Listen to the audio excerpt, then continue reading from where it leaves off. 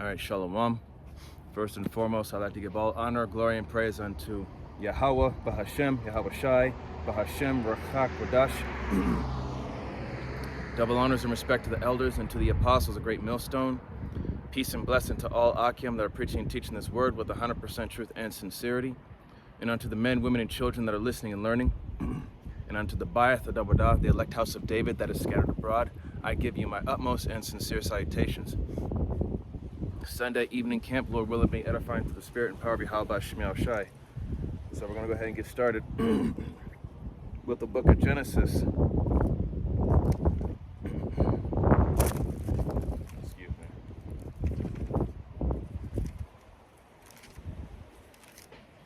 Salaki, it's windy out today. Okay,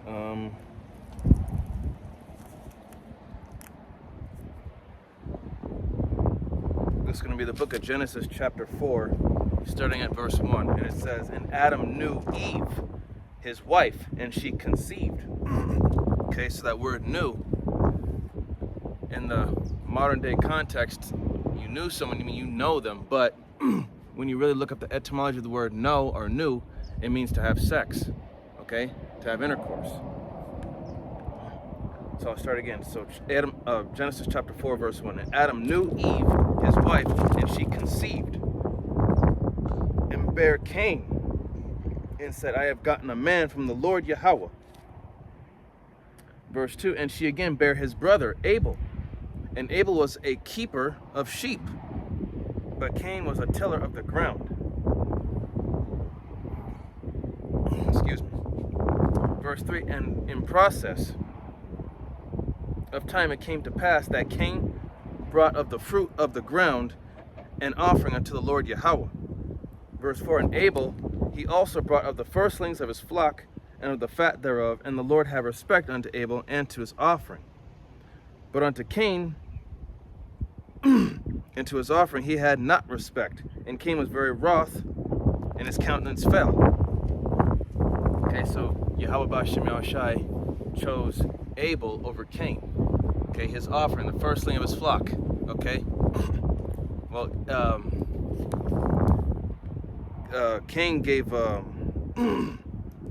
Cain brought the fruit of the ground as an offering, but it wasn't accepted. Okay, and he became wroth, and his countenance fell, so he became angry. He became jealous of his brother Abel. Okay, his verse 7, "If thou do well," verse 6. "And the Lord Yahweh said unto Cain, Why art thou wroth, and why is thy countenance fallen?" Verse 7, "If thou do well, shalt thou not be accepted, and if thou doest not well, sin lieth at the door. And unto thee shall be his desire, and thou shalt rule over him." Verse 8, "And Cain talked with Abel his brother, and it came to pass when they were in the field, then Cain rose up against Abel his brother and slew him." Okay, so out of jealousy, all right, as the scriptures say, Proverbs 6:34, "For jealousy is the rage of a man, and he will not spare in the day of vengeance," right?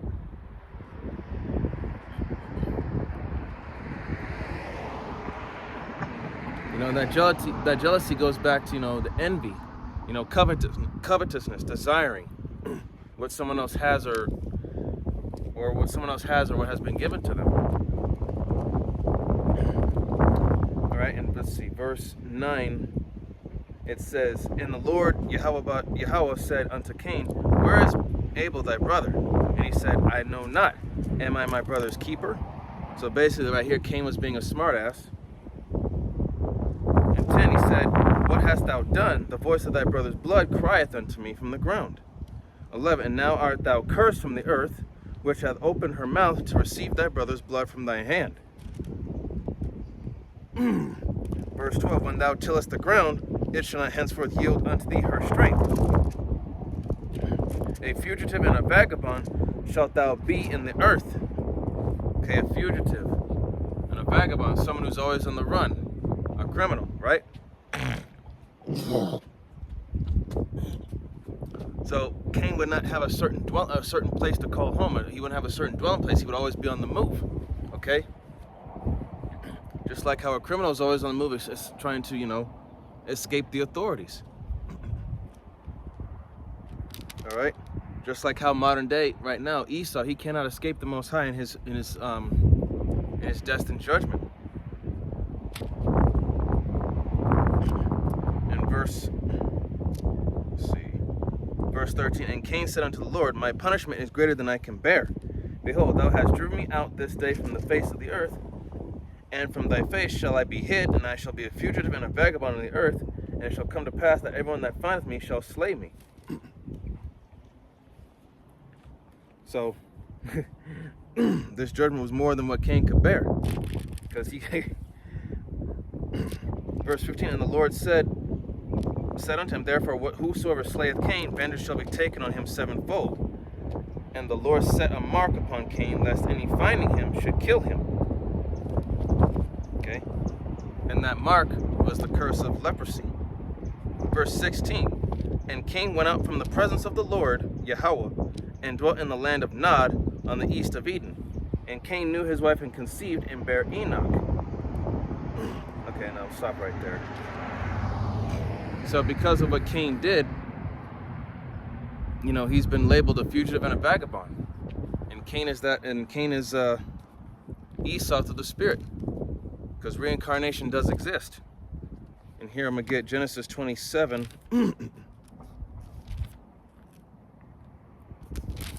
Genesis chapter 27.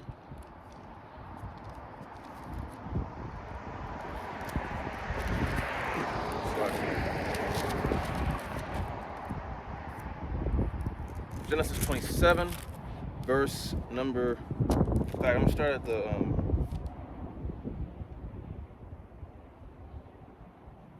Hold on. I'm going to say Genesis 25. Genesis 25 and 21. And it says, and Isaac entreated the Lord Yahweh for his wife because she was barren, and the Lord Yahweh was entreated of him, and Rebekah his wife conceived. And the children struggled together within her. And she said, if it be so, why am I thus? And she went to inquire of Yahweh. 23, and the Lord said unto her, 2 nations are in thy womb, and 2 manner of people shall be separate from thy bowels. And the one people shall be stronger than the other people, and the elder shall serve the younger. Okay? The elder shall serve the younger. Okay, verse 24, and when her days to be delivered were fulfilled, behold, there were twins in her womb. 25, and the first came out red, all over like an hairy garment, and they called his name Esau. And Esau means wasted away is he, because he lacks that melanin, he lacks the pigment. And verse 26, and after that came his brother out, and his hand took hold on Esau's heel, and his name was called Jacob. And Isaac was 80 years old when she bare them. Verse 27, and the boys grew, and Esau was a cunning hunter, a man of the field, and Jacob was a plain man dwelling in tents. Okay, so Esau Edom, he's an outdoorsy type of guy. He likes to be outside, out in the woods, doing, hunting, game. Okay? And Jacob was a plain man dwelling in tents. Jacob likes to chill at home. Okay?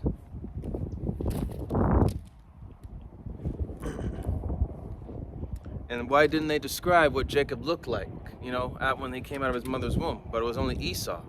Esau was red all over. So what nation of people, when they come out of the womb, they're red all over? Okay, that's talking about Esau, these so-called white people. Okay? When they come out of that womb, they're red. Red like a tomato. The reason why they didn't tell what Jacob looked like, because the whole world was, the people at the time, all of them were melanated. They had that brown pigment. Excuse me. Verse 20, and Isaac loved Esau because he did, let's see.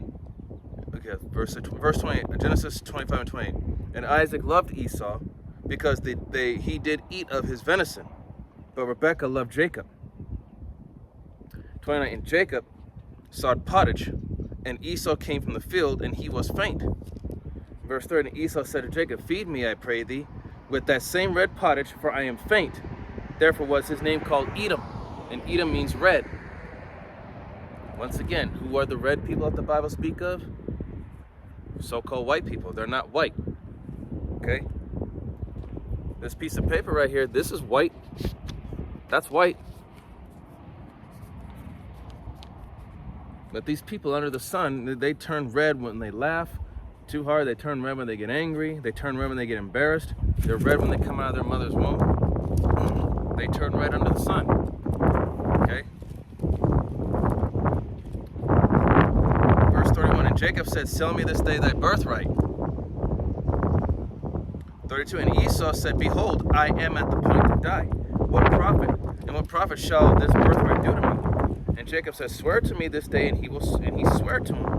And he sold his birthright unto Jacob. Verse 34, and then Jacob gave Esau bread and pottage of lentils, and he did eat and drink, and rose up, and he went his way. Thus Esau despised his birthright. So Esau really had no idea of the importance of the birthright that he had, that he gave up. He had no clue whatsoever. And then he turns around and lies about it and said that Jacob tricked him. And that wasn't the case. Esau willingly gave it up for food because he was too tired from the field, from hunting. Okay? Now it says here, let's see. Okay, I'm gonna get Genesis 27. And we all know the story how, Jacob's mom, she said, let the curse be upon me if Isaac found out that, that Jacob was really Jacob when he was trying to pretend to be Esau so he can get that blessing. And I'm gonna go down to where Esau gets his blessing. Excuse me. Actually,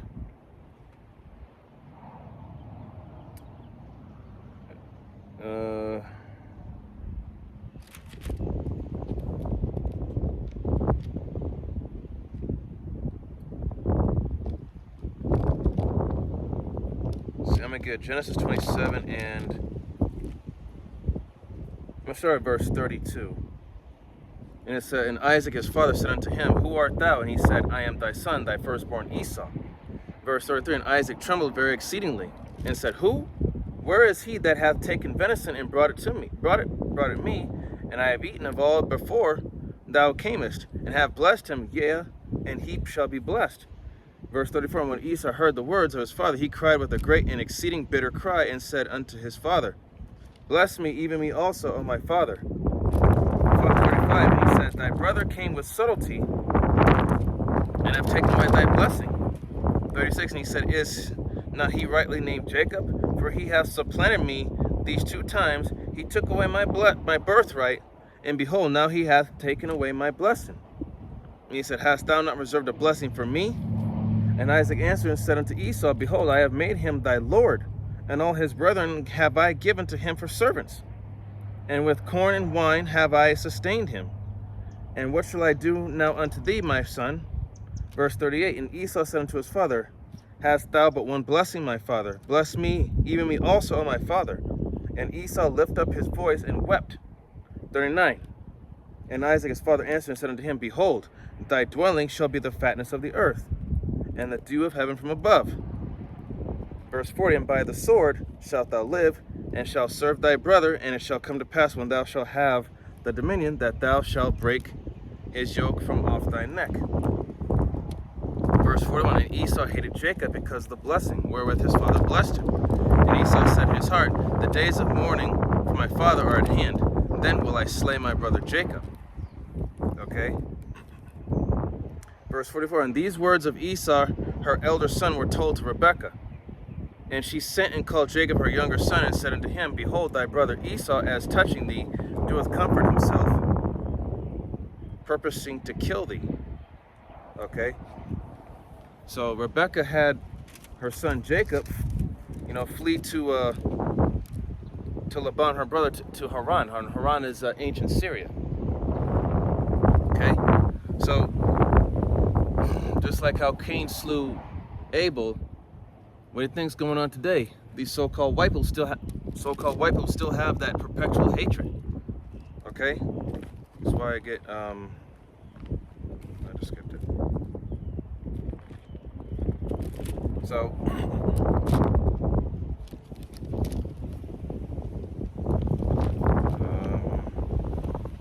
actually, let me get Hebrews.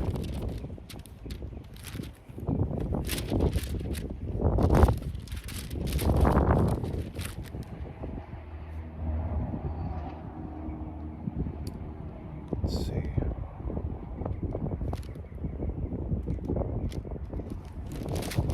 Slovakia.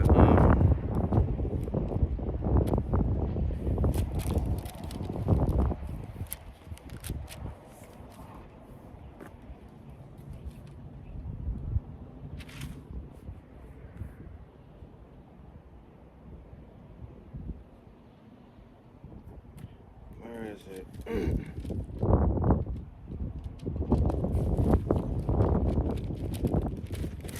think I must have skipped it. Hold on.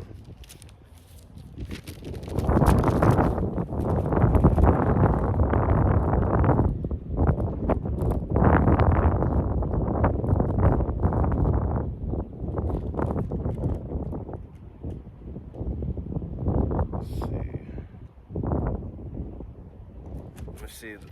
Looking for the scripture in Hebrews where it talks about, lest there be any fornicator or profane person as Esau. Trying to find it here. Where are you?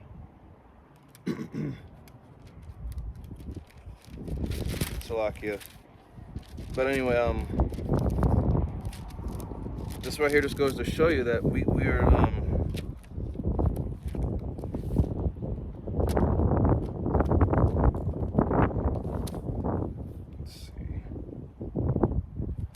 it'll come back to me through the Spirit. Just gotta it'll come back to me eventually, Lord willing.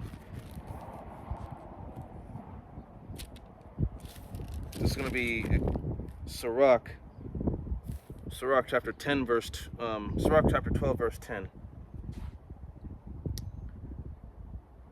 It says, "Never trust thine enemy, for like as iron rusteth, so is his wickedness." Verse 11, "Though he humble himself and go crouching, yet take good heed and beware of him. Thou shalt be unto him as if thou hast wiped a looking glass, and thou shalt know that his rust hath not been altogether wiped away."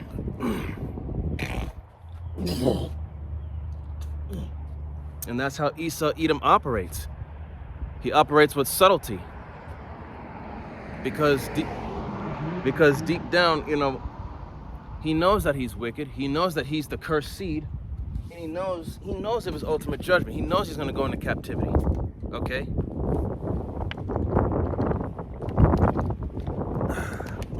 Excuse me. Oh, man.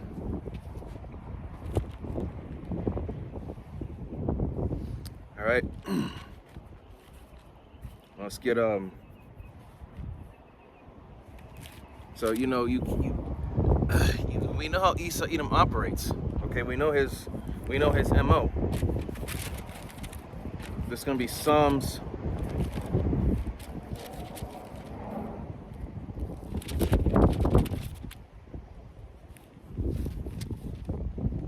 Psalms chapter 55.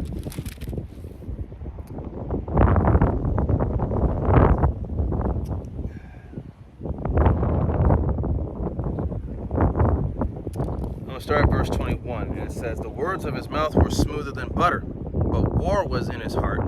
His words were softer than oil, yet were they drawn swords." Okay? And that's Esau Edom. Okay? Wherever he goes, he claims that he comes in peace, just to gain people's trust. But the moment he sees that their guard is let down, that's when he takes them by force. Just like what he did to the tribe of Gad, the so-called Native Americans. They're in that time of Thanksgiving, when it's really Thanksgiving, a 3-day festival. Okay, and the same thing with the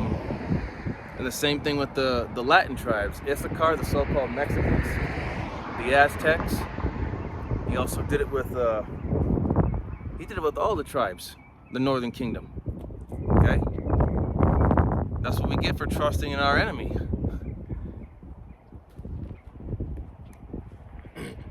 All right. Get Micah.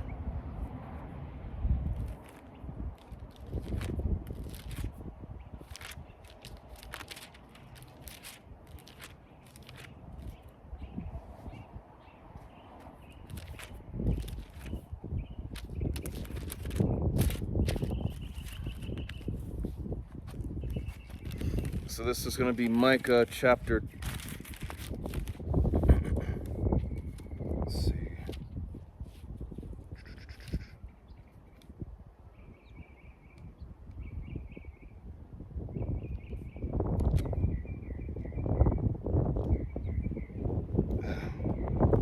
This is Micah chapter 2, starting at verse 1, and it says, "Woe to them that devise iniquity and work evil upon their beds. When the morning is light, they practice it because it is in the power of their hand."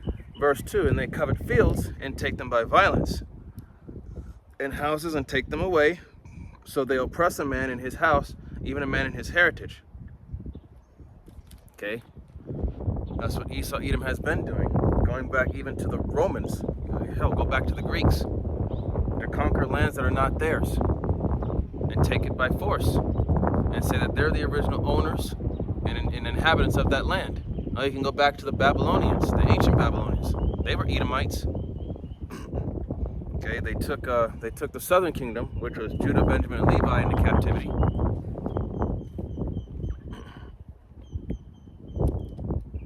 All right, let's see. And look at what these JOOs, the Israelis, look at what they're doing to Ishmael over there in Palestine. Okay, constantly just destroying, killing, taking. Okay, but all these other countries, they're starting to stand up for Palestine. They're starting to stand up for Ishmael, because Ishmael right now over there is getting his ass kicked by this devil, because devil has the fatness of the earth and the dew of heaven from above, which means right now he owns the majority of the land. He has the best technology as of right now, and he has the strongest military.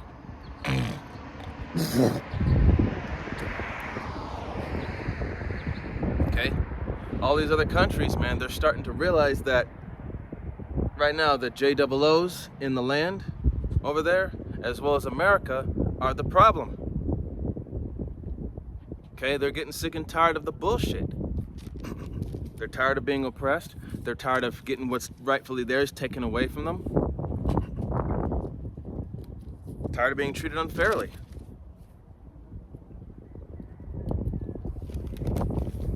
Let's see.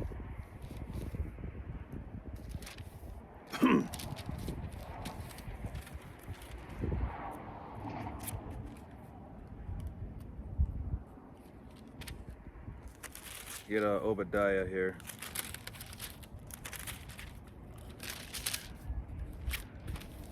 This is Obadiah.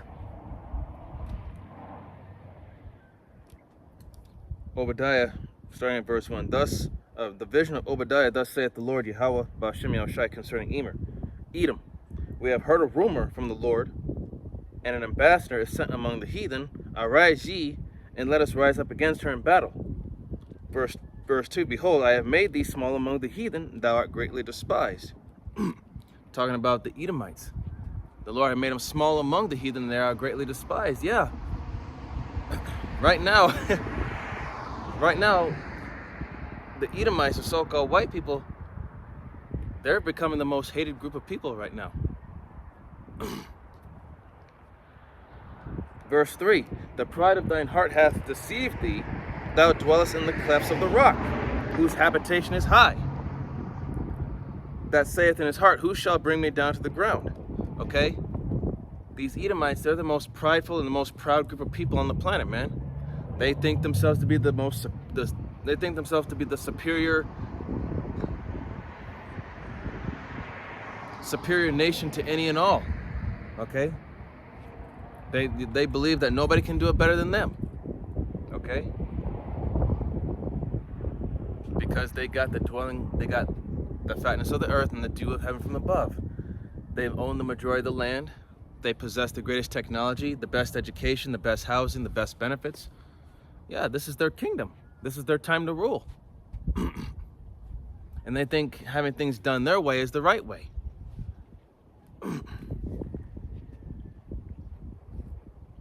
Verse 4, and it says, though thou exalt thyself as the eagle, and though thou set thy nest among the stars, thence will I bring thee down, saith the Lord. Okay, verse 5, if these came to thee, if robbers by night, how art thou cut off? Would they not have stolen till they had enough? If the grape gatherers came to thee, would they not leave some grapes? So Esau Edom, man, he's greedy. He just keeps taking and taking and taking, but he never gives anything in return. Okay, he is the most selfish being in the world, and he is never satisfied. He just keeps wanting more and more and more. Okay, that's Esau Edom, man. He's the devil that the Bible speaks of. Okay, that's just how Esau gets down, man. He can't. Someone who's just bitter, selfish, and a big crybaby, man. And it says here, verse 6, how are the things of Esau searched out? How are his hid things sought up? Okay, and how are they? By studying history and correlating it to the Bible, and you get that understanding of, you know, realizing who are the true wicked of this society, man, of this world. Okay, and it's Esau Edom. Okay. Job 9:24, the earth is given into the hands of the wicked. They cover the face of the judges thereof. If not, who and where is he? Okay, over in Russia, when Putin opened up that vault and revealed the true images of the so-called Europeans during the Dark Ages. Okay, the images of those people were people of color, but who were they more specifically? They were Israelites. Okay, and when he publicly announced that, a lot of Edomites around the world, they had a problem with that. And so did some of the other heathen that are confederate with Esau Edom. See, when the truth comes out, man, these other nations, especially Esau, becomes extraordinarily bitter. He gets pissed off because he's being exposed. He's nothing but a liar.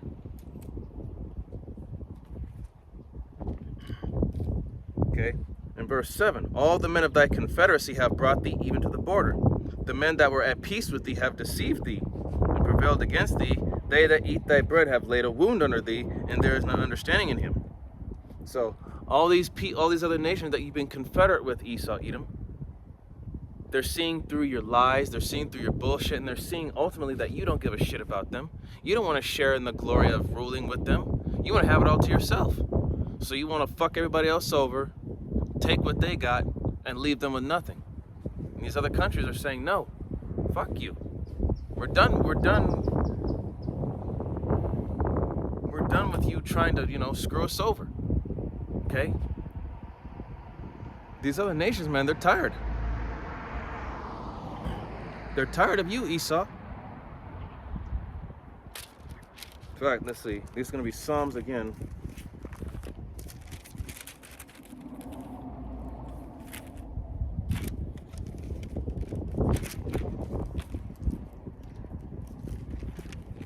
Psalms 82.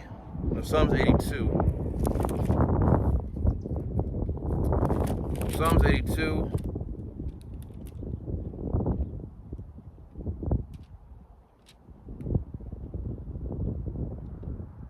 Actually, no.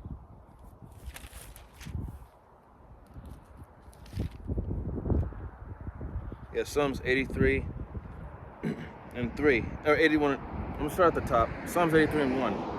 Keep not thou silence, O power. Hold not thy peace, and be not still, O power. Verse 2, for lo, thine enemies make a tumult, and they that hate thee have lifted up thy head.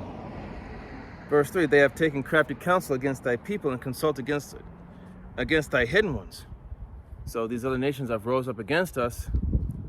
You know, they've overtaken us, and they consulted with one consent, which means they were confederate against us. And thy hidden ones was talking about the Israelites. Okay, they've taken away everything from us. But it's all due to Bible prophecy, because as Israelites, we kept being disobedient towards Yahweh B'Shem Yahushai. So this had to happen in order for a prophecy to be fulfilled. Okay? So these other nations, you got, right, let me just get the scriptures. Alright, so verse 4, they have said, come and let us cut them off from being a nation, that the name of Israel may be no more in remembrance. Okay? So they cut us off from being a nation, that the name of Israel be no more in remembrance. They took away our culture, our identity, our language, our customs, our way of living, and left us with completely nothing but just to be slaves. That's why they try to make it seem like our history just started over in Africa when we were slaves. You know, that doesn't, you know, okay, we start off, if that were the case, okay, we start off as slaves, but what were we before that? What happened before slavery? Okay? You know, that's one thing that a lot of these people nowadays don't really take into account. Like, what happened before that slavery? What were we doing then? In verse 5 it says, for they have consulted together with one consent, and they are confederate against thee. Verse 6, the tabernacles of Edom, the so-called white people, the Ishmaelites, the Arabs, Moab, the so-called Chinese, and the Hagrians. And the Hagrians are Ham, and Gabal, and Ammon. Ammon's the so-called Japanese, and Amalek, who is the grandson of Esau, who are the chief, the elites of the Edomites, who are in the land right now, the small hats. The Philistines with the inhabitants of Tyre, and Tyre are the Hamites as well, and Asher, that those are the so-called Assyrians, also is joined with them. They have hope in the children of Lot, Salah. Okay? So you got all these other nations that are against us, but now they're starting to see through Esau Edom's bullshit. Okay? They're starting to see through it. They're saying that he's nothing but a liar, a thief, and a murderer. And he has no interest in sharing his wealth or his rulership with anybody.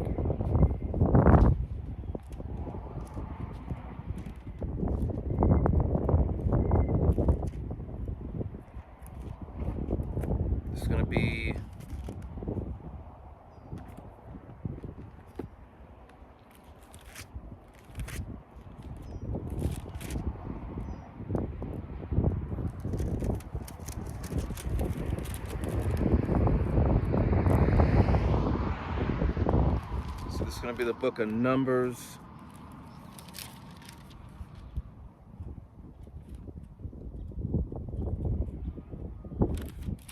And this is going to be the book of Numbers chapter 20.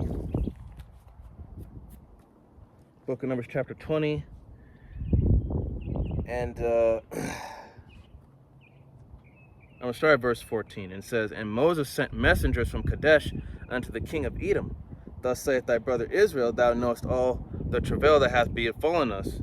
Verse 15, how our fathers went down into Egypt, and we have dwelt in Egypt a long time, and the Egyptians vexed us and our fathers, because they had us in captivity. In verse 17, let us pass, I pray thee, through thy country, and we will not pass through thy fields or through thy vineyards, neither will we drink of the water of the wells. We will go by the king's highway. We will not turn to the right hand nor to the left until we have passed through thy borders. And Edom said unto him, thou shalt not pass by me, lest I come out against thee with the sword. Okay? That right there tells you that even though we dwell in Esau Edom's so-called land, when this land was never really his to begin with, Esau Edom don't want you anywhere. He don't want you anywhere in his. Esau doesn't want us in his kingdom. He wants to get rid of us. Okay? Like back in the early 1800s, man.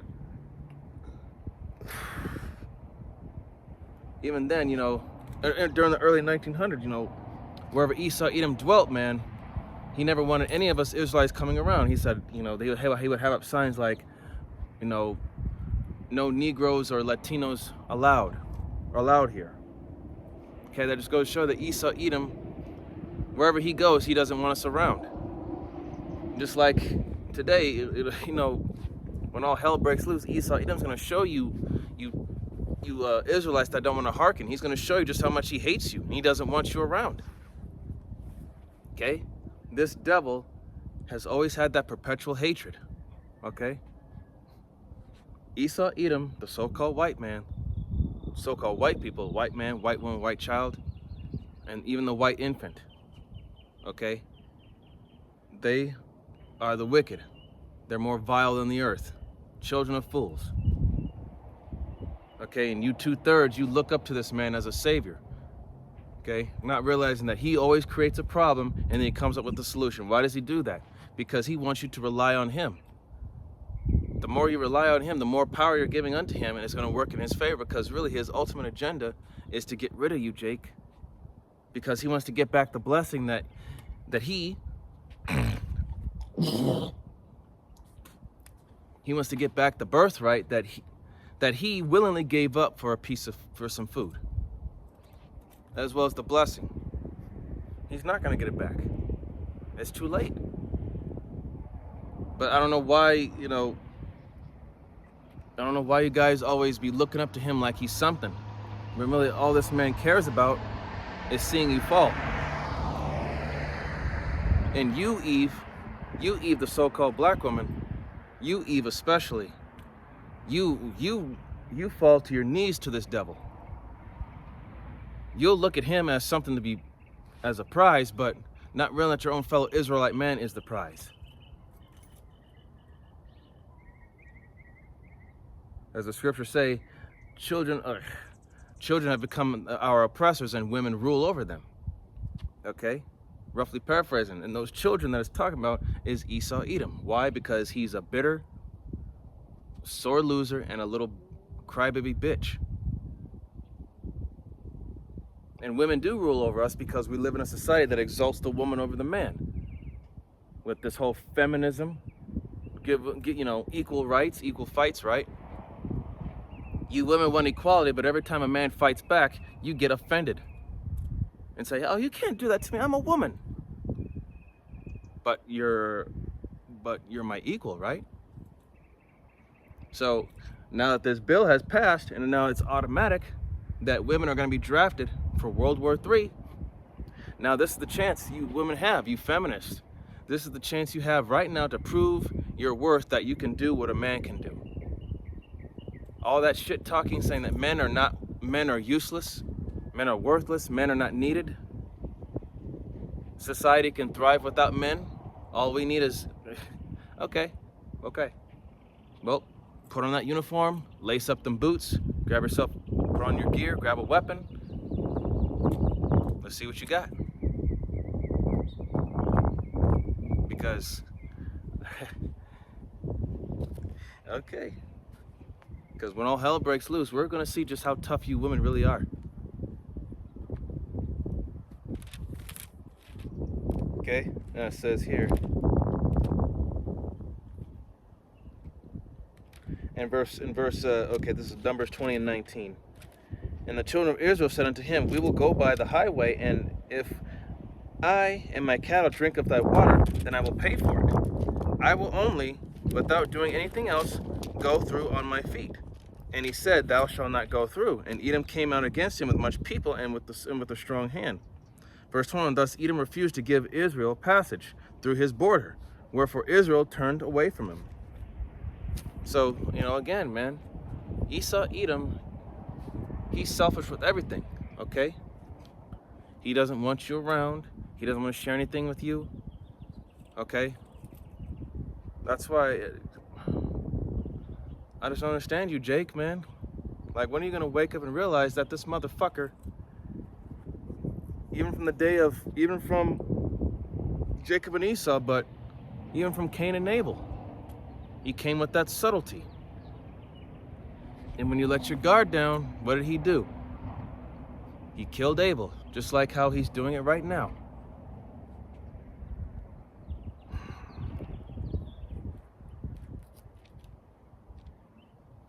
I just thought, I guess the only way for Jake to learn is the hard way.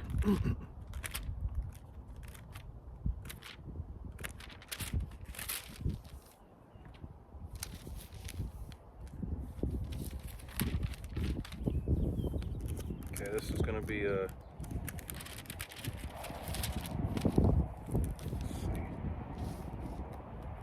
Okay.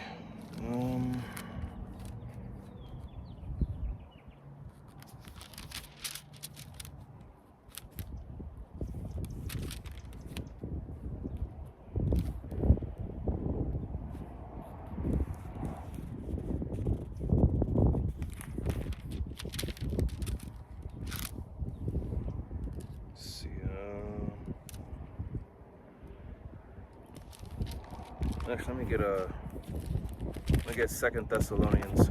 Oh, fuck you! Give me a second.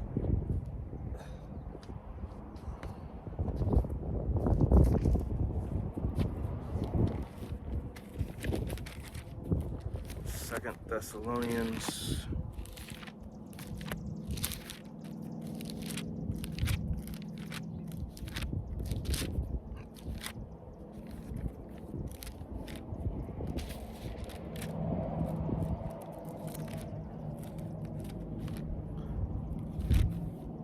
Second Thessalonians chapter,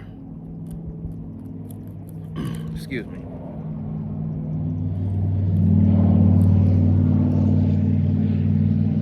Second Thessalonians chapter 2.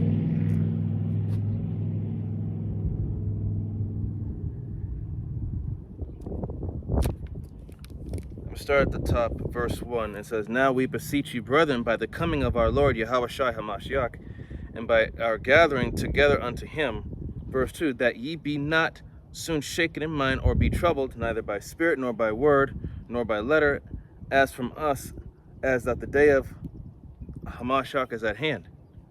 Verse 3, "Let no man deceive you by any means, for that day shall not come, except there come a falling away first, and that the man of sin be revealed, the son of perdition." And I think when you go into the blue letter, I think the falling away first is talking about a rebellion. Okay, I think the Greek word was I can't remember the Greek word, but it's something about apostasy, where it's a rebellion. Okay, and the man of sin, the son of perdition, be revealed. Okay, and that man of sin, the son of perdition, is Esau, Edom. Okay. So, us Israelites, we have also rebelled as well. Okay? And some of us shall depart from the face. Departed from the face is rebelling. Okay? Rebellion is as the sin of witchcraft, which is in Samuel.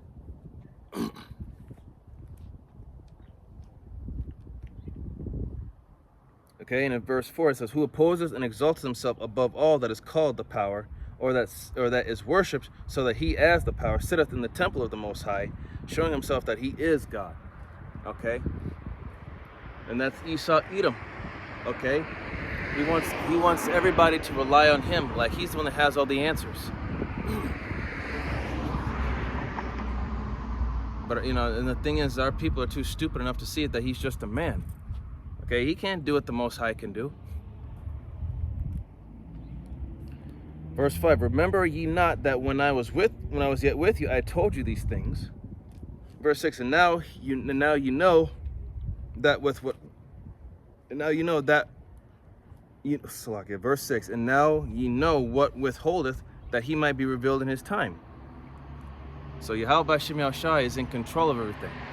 But Esau, Edom, is so damn prideful that he thinks that he's the one that's in control of his own fate, his own destiny. He thinks he's the one that's doing this all by himself. Verse 7, "For the mystery of iniquity doth already work. Only he who now letteth will let, until he be taken out of the way." So Yahweh B'Shem Yahushai is going to let Esau, Edom, do what he's going to do until that time comes when he's going to be taken out of the way. Okay? So that right there just goes to show you, let's see, actually, the book of Daniel.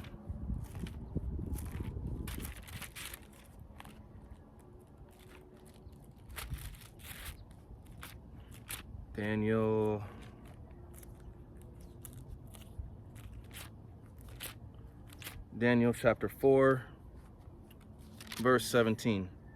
And it says, there we go.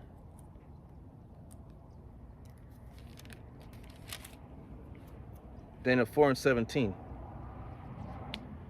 And it says, this matter is by the decree of the watchers and the demand by the word of the holy ones, to the intent that the living may know that the Most High ruleth in the kingdom of men, and giveth it to whomsoever he will, and setteth up over it the basis of men. Talking about the Edomites. They are the base men, the base people. The lowest of the low have been brought high. As the scriptures say, the first shall be last, and the last shall be first. Okay? So Esau, Edom, the first, was set up, and then he's going to end up being last, because when we take over, he's going to be at the bottom, and the last, which is us right now, shall be first.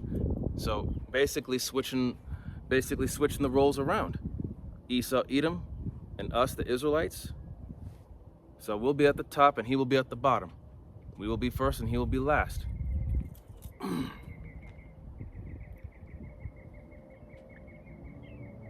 All right, let's see.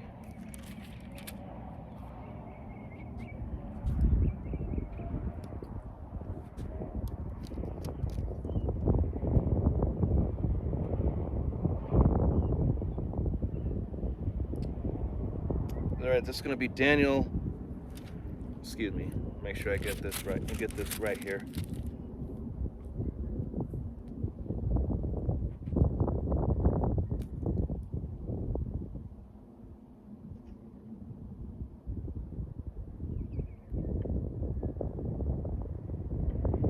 All right, this is Daniel chapter 3, starting from the top. And this is the time of Nebuchadnezzar, who was the king of Babylon. It says, Nebuchadnezzar, the king made an image of gold, whose height was 80 cubits. And I believe that a cubit is from your right here, your forearm to your fingers. I think that's a cubit. So about, I think about 18 inches. Correct me if I'm wrong.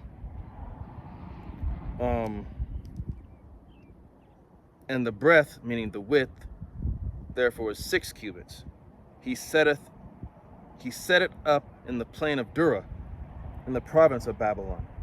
Then verse 2, then Nebuchadnezzar the king sent together the princes, the governors and the captains, the judges, the treasurers, the counselors, the sheriffs, and all the rulers of the provinces to come to the dedication of the image which Nebuchadnezzar the king had set up. Verse 3, then the princes, the governors and the captains, the judges, the treasurers, the counselors, the sheriffs, and all the rulers of the provinces were gathered together unto the dedication of the image that Nebuchadnezzar the king had set up. And they stood before the image that Nebuchadnezzar had set up. Verse 4, then an herald cried aloud to you, it is commanded, O people, nations, and languages.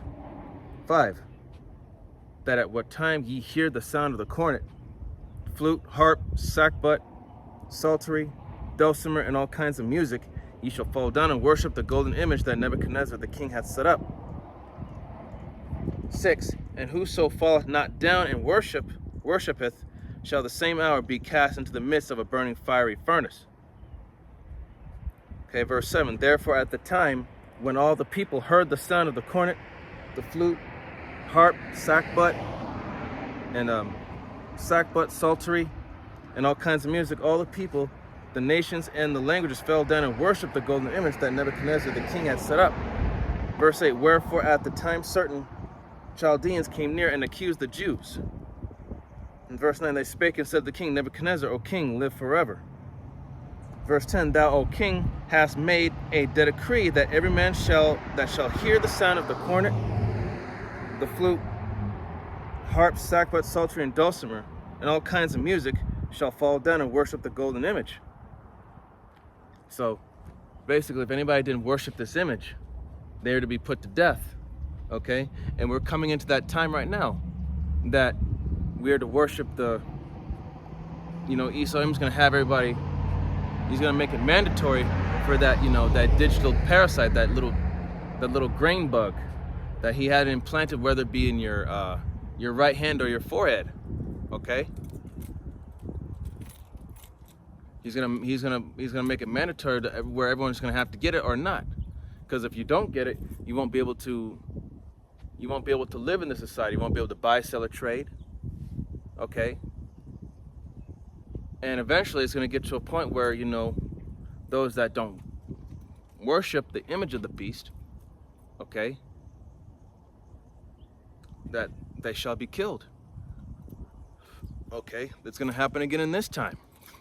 Esau Edom's gonna have his soldiers, hunt down those that fear Yahweh B'Shem Yahushai. And those that stood stiffly for the Lord's namesake as well as the sake of the gospel, as it says in 2nd Esdras, the 16th chapter, then shall ye know whom are my chosen, because they are the ones that kept the faith and endured. In verse 11, and says, Daniel 3:11, it says, and whoso falleth not down and worship, that he should be cast into the midst of a burning fiery furnace. Verse 12, there are certain Jews from thou, whom thou hast set over the affairs of the province of Babylon, Shadrach, Meshach, and Abednego. These men, O king, have not regarded thee. They serve not thy gods, nor worship the golden image which thou hast set up. Verse 13, then Nebuchadnezzar in his rage and fury commanded to bring Shadrach, Meshach, and Abednego. Then they brought these men before the king. Verse 14, Nebuchadnezzar spake and said unto them, is it true, O Shadrach, Meshach, and Abednego, do not ye serve my gods, nor worship the golden image which I have set up? 15, now if ye be ready, that at what time ye hear the sound of the cornet, the flute, harp, sackbut, psaltery, and dulcimer, and all kinds of music, ye fall down and worship the image which I have made. Well, but if ye worship not, ye shall be cast the same hour into the midst of a fiery furnace. And who is that God that shall deliver you out of my hands? Verse 16, Shadrach, Meshach, and Abednego answered and said to the king, O Nebuchadnezzar, we are not careful to answer thee in this matter. 17, if it be so, our power, whom we serve, is able to deliver us from the burning fiery furnace, and he will deliver us out of thine hand, O king. Okay? So that's how it has to... Salakia, the sun's in the way here. There we go. So Yahweh B'Shem, it's like, that's part of, standing stiffly for the Lord, man. Even in the midst of a crooked and perverse nation. Because these people are going to be angry with us. They're going to hate us for speaking against their way of living. And of course, like, I'm gonna get the certain scripture that I'm gonna get to next, but I want to get this real quick. Let's see, verse 18. But if not, be it known unto thee, O king, that we will not serve thy gods, nor worship thy golden image, which thou hast set up. Isn't it in Exodus, one of the commandments was the first commandment was, thou shalt have no other gods before me? Isn't that what Yahweh B'Shem Yahushai told us? Don't put anyone else before me. Nobody. So Shadrach, Meshach, and Abednego were just following what the Lord had told, what the Lord's, the law, statutes, and commandments. And it says, okay, verse 19, then was Nebuchadnezzar full of fury, and the form of his visions was changed against Shadrach, Meshach, and Abednego. Therefore he spake and commanded that they should heat the furnace 7 times more than it was wont to be hot. 20, and he commanded the most mighty men that were in his army to bind Shadrach, Meshach, and Abednego, and to cast them into the burning fiery furnace. 21, then these men were bound in their coats their hosen and their hats and their other garments, and were cast into the midst of the burning fiery furnace. 22. Therefore, because the king's commandment was urgent, and the furnace exceeding hot, the flame of the fire slew those men that took up the flame of the fire slew those men that took up Shadrach, Meshach, and Abednego.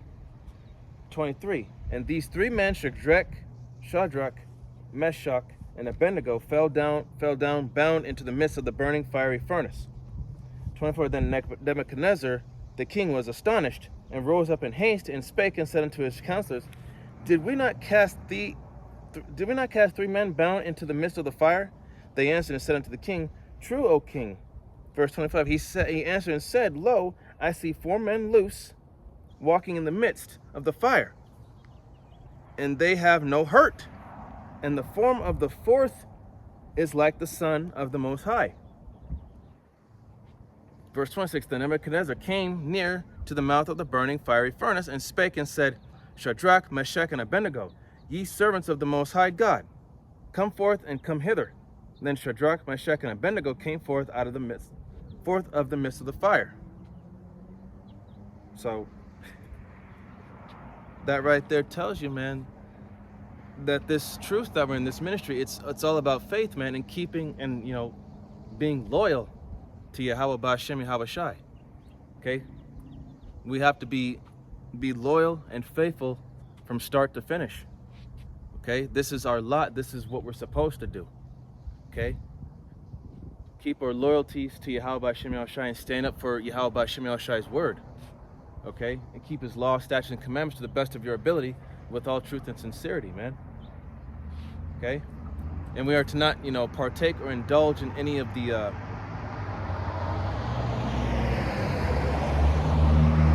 we're not supposed to partake or indulge ourselves in any of the ways that these people live, man.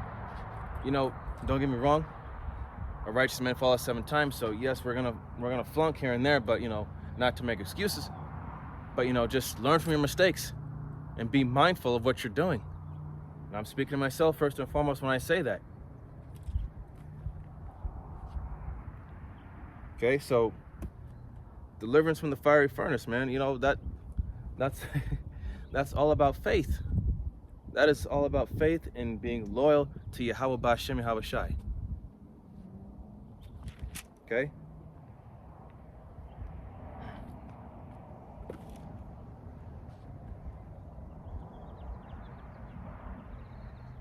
All right, so let's see. This is going to be the book of John.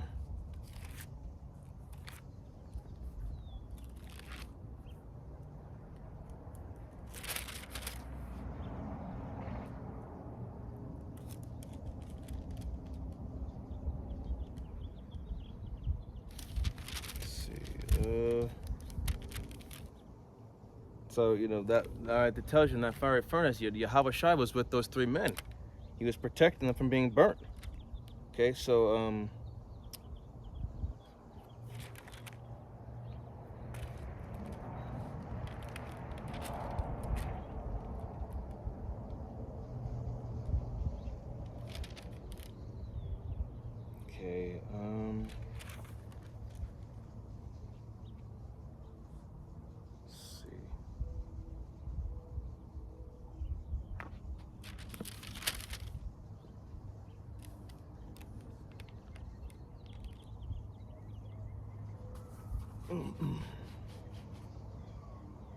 John 3:18, and it says, He that believeth on him is not condemned, but he that believeth not is condemned already, because he hath not believed in the name of the only begotten Son of Yahweh.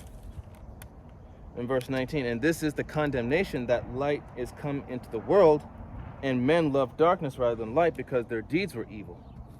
Okay, and that's what we're seeing on a daily basis, man. These people, especially 2/3 of our own people, you so-called Negroes, Latinos, Native Americans, and Seminole Indians, and you speckled bird, the Israelite foreigners that are mingled amongst the other nations that look like their nations, you guys love this world so much that you completely ignore the Son and the Father, man. You believe not. because this world has poisoned your mind. You're so in love with this world that you're not willing to give it up. Okay, just like with let's see, where was I? I think it was in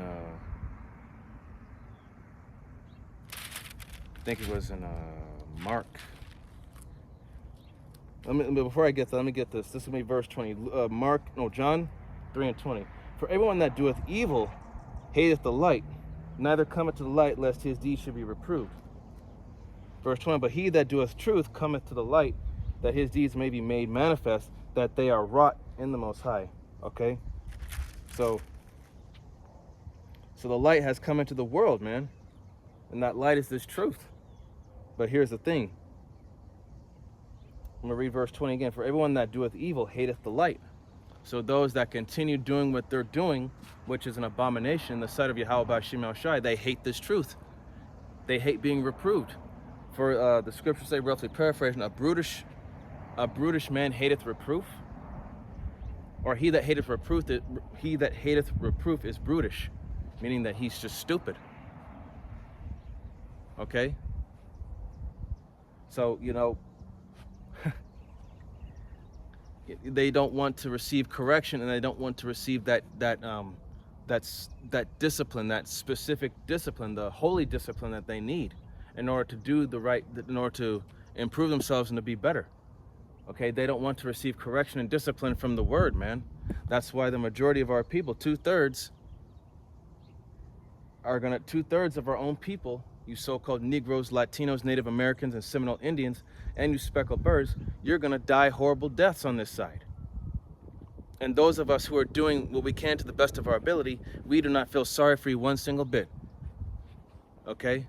Pursuant to John 8:44. Let me get it real quick. I'm right here anyway. Let's see. John 8:44. And it says, ye are... Actually, let me see.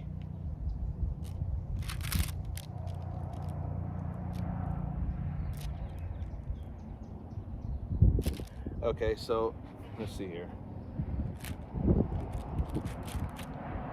John chapter 8, I'm going to start.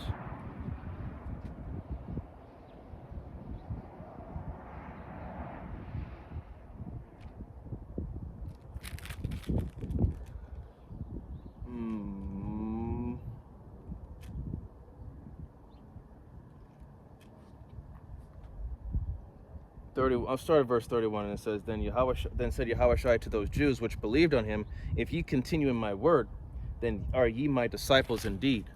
Okay? So if we continue in this, we are those disciples. We are those that followed him and believed on him, kept the faith, kept our loyalty straight. Okay? And in the word disciple comes discipline. Okay? Because we are to be separate from the rest of these people. We are to walk in a certain way that these people don't understand, but they ultimately hate it, because it shows that we have a higher level of understanding and the way we carry ourselves. And it says, verse 32, and ye shall know the truth, and the truth shall make you free. 33, and they answered him, we be Abraham's seed, and were never in bondage to any man. How sayest thou, ye shall be made free? And Yahweh shall answer them, verily, verily, I say unto you, whosoever committeth sin is the servant of sin. So, as the scriptures say, to be carnally minded is death. So whosoever committeth sin is the servant of sin, because you prefer to do the things of which make you acceptable in this world, rather than do the things that makes you acceptable in the eyes of the Lord, man. And that's why, like I said, if you continue in the ways of this world, eventually Yahweh B'Shem El Shai is just going to knock you off the board, okay? Because Yahweh B'Shem El Shai is very angry right now.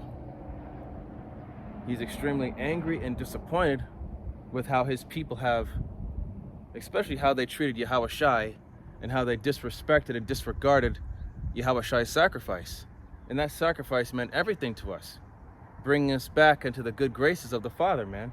But 2/3 of our people, you know, they were the ones who gave Yahushua up to those Edomite Romans to be persecuted, humiliated, beaten, amongst other things, and to ultimately be crucified. All right, John 8:35. And the servant abideth not in the house forever, but the Son abideth forever. Okay, verse 36. If the Son therefore shall make you free, ye shall be free indeed. Verse 37. I know that ye are Abraham's seed, but ye seek to kill me, because my word hath no place in you. Verse 38. I speak that which I have seen with my father, and ye do that which ye have seen with your father. 39. They answered unto him, Abraham is our father. Yahushua saith unto him, if ye were Abraham's children, ye would do the works of Abraham. Okay? So, yeah, they're Israelites, but here's the problem. They don't believeth on the Son, and they sought to kill him. So that's that right there just goes to show you the separation between the 1/3 and the 2/3. Okay? That right there goes to show you the difference. Even as hopeful elect that are striving every day to work out our own salvation with fear and trembling and to find mercy in the eyes of the Lord, even we are a class above these 2/3, because we're showing with all truth and sincerity that we are better than them and that we're willing to repent from our worldly ways and come back to the Father.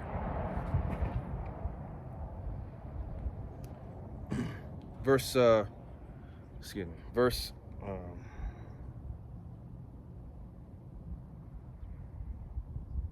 where I was at. Okay. Yeah, I left off on 39.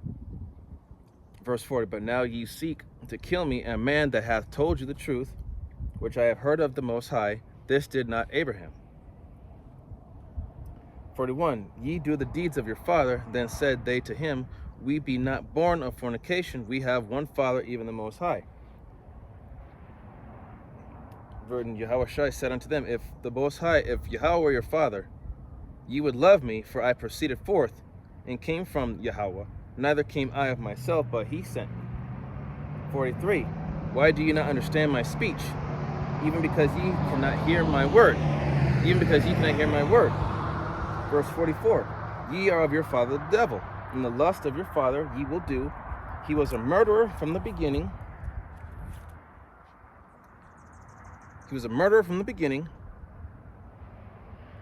And abode not in the truth, because there is no truth in him. When he speaketh a lie, he speaketh of his own, for he is a liar and the father of it. So who was that murderer from the beginning? Cain. Okay? Cain being Esau, Edom, who today is the so-called white people. Okay? A murderer.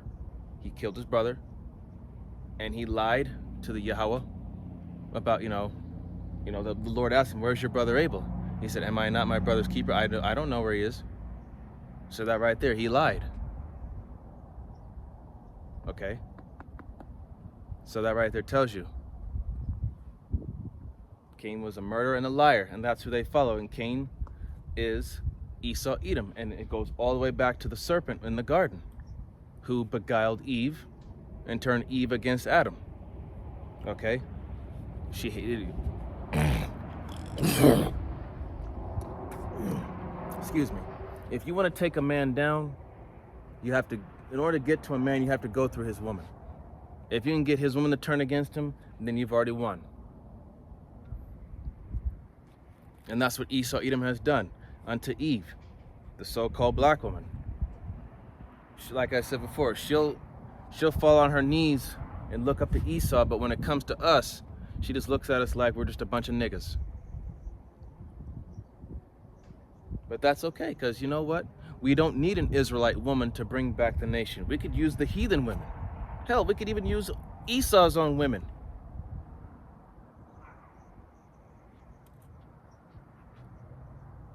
Even though they're the wicked, but you know what? Nowadays, Esau's women, these so-called white women, they love Jake more than... They're attracted to Jake more than they are attracted to their own man Esau.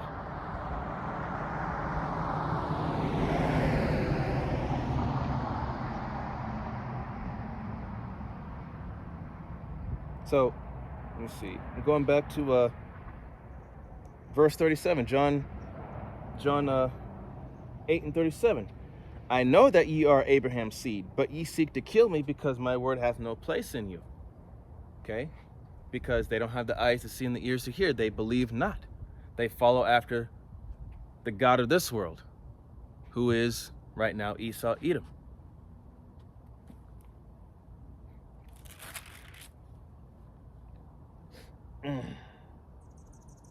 Excuse me. So,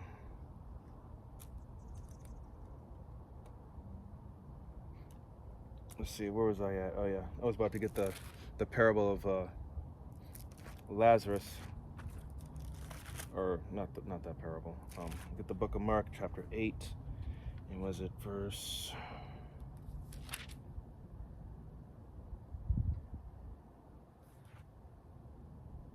No, it wasn't that one. Where was it? Slacky, give me a second.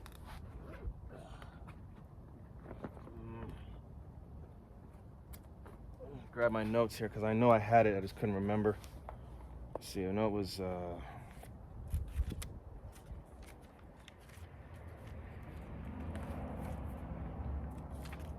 let's see.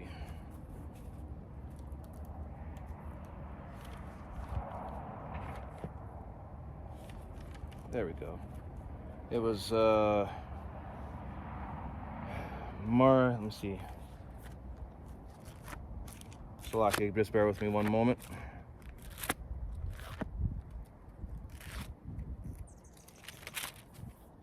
Mark chapter 12, or was it Mark? Let me see, Mark 10, since I'm already here. Mark 10, 17.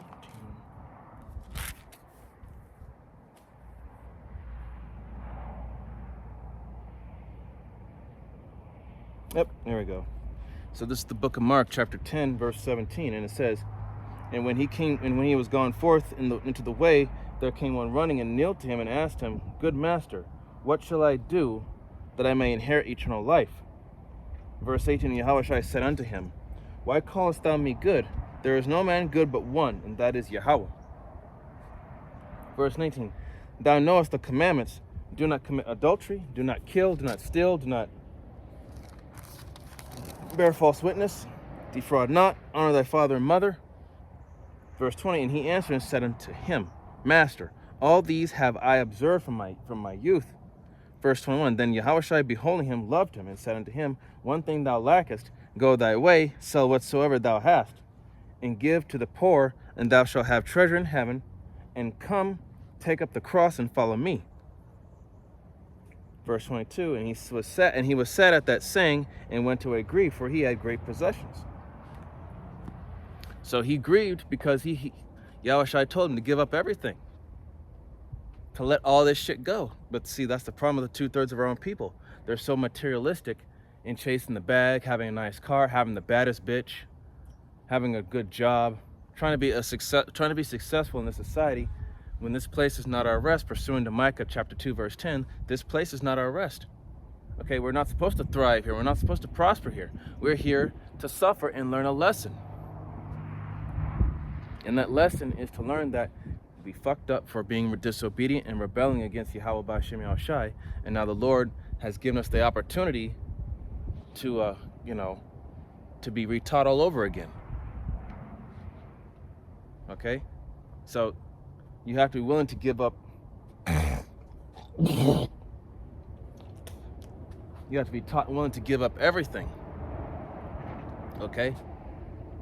You have to be, to give up your car, your job, your house, your entire livelihood, your family too. If your family's not with you in this, then you know what? That's Yahweh B'Shem Yahushai telling you, let them go. I don't want them. I called you. I didn't call them. Okay? So, that's, and for a lot of people, that's a bitter pill to swallow. Because this truth is not supposed to be easy. But a lot of people, they don't want to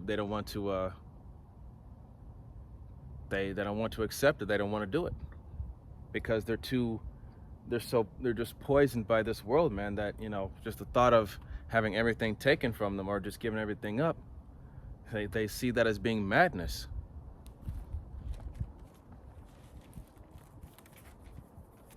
Okay.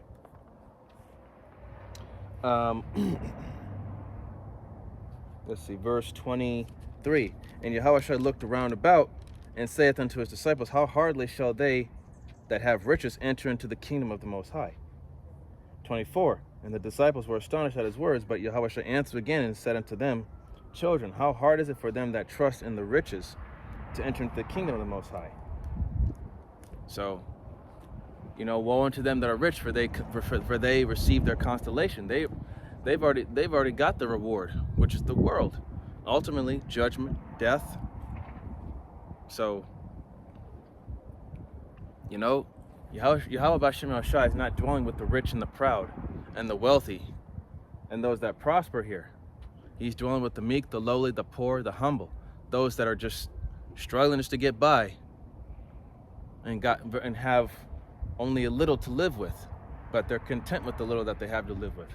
That's why Elder Apostle Kabar, in one of his videos, says he lives the life of a minimalist because he doesn't want to get too attached to the things of this world, man. That's how we should all be living the life of a minimalist, not really wanting much of this world, not wanting all these worldly things, because we become attached to them.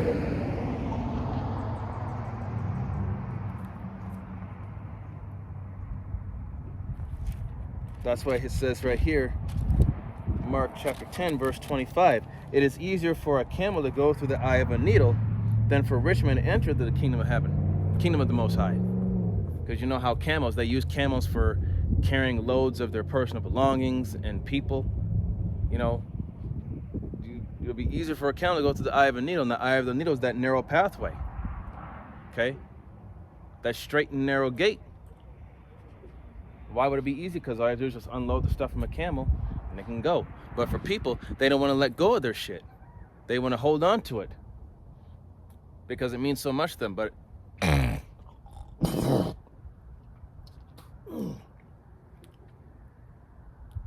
right. So, like I said, to be carnally minded is death, but to be spiritually minded is to live, is life. Okay? We are to be spiritual people. We are to remain detached. Sure, it's nice to have some things, but don't get attached to them, because eventually we're going to have to give it up, right? Because Yahweh B'Shem Yahushua has something even better for us when the kingdom comes. And that's what we're looking toward. That's what we're fighting for.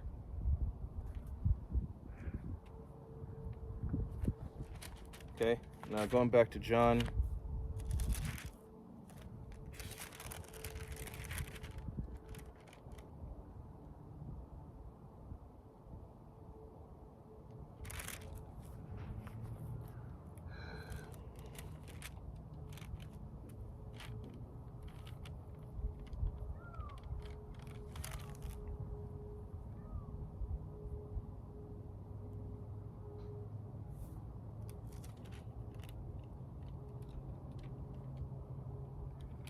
Okay,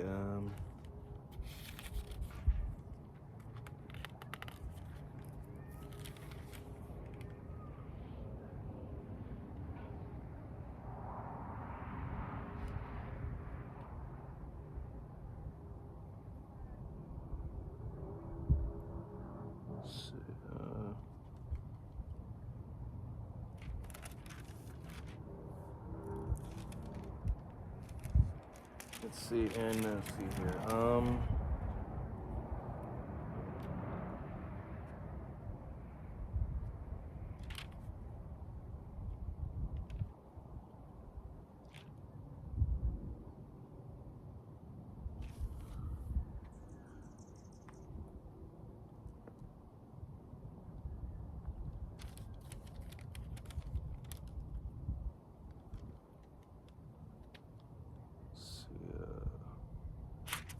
Salakia. Okay, here we go. John 14.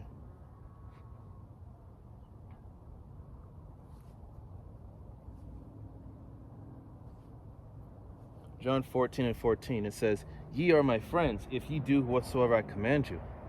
15, "Henceforth I call you not servants, for the servant knoweth not what his Lord doeth. But I have called you friends, for all things that I have heard of my Father, I have made known unto you." Okay? So, Lord willing, if we are of the elect, and if we are loyal and as faithful as we hope to be, we are called friends. For Abraham was called the friend of Yahweh because he was loyal and faithful. Okay?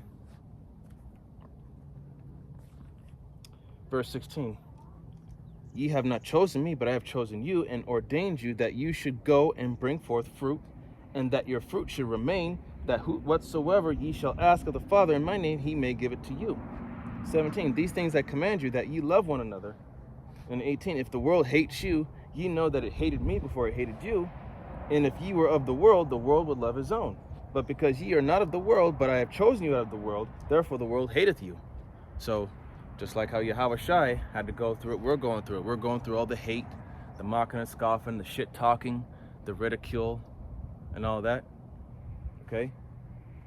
We were chosen out of this world to be, to represent Yahweh B'Shem Yahweh Shai and to set the standard. Okay?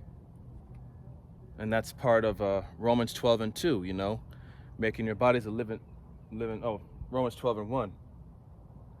Excuse me. Making our bodies a living sacrifice, for it is our reasonable service, roughly paraphrasing. So by us being out here on the highways and byways and being on, and being on these social media platforms, okay?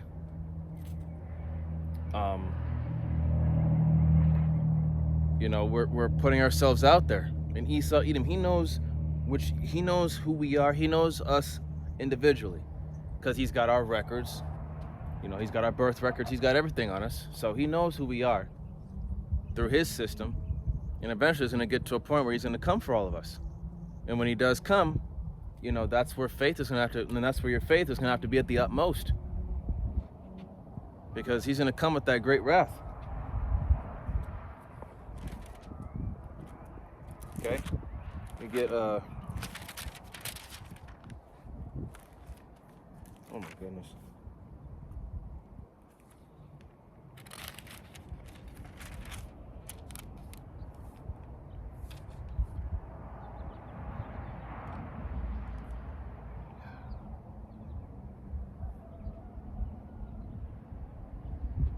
See,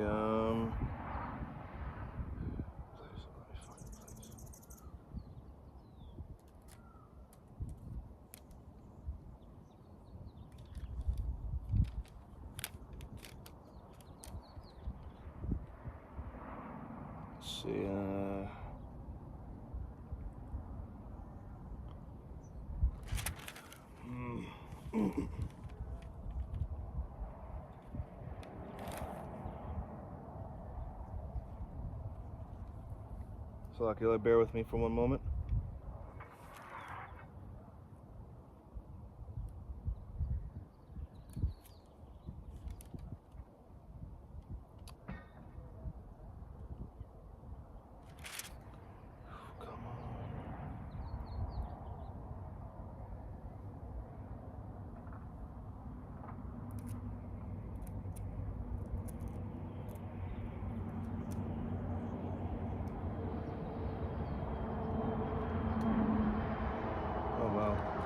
Not on me right now,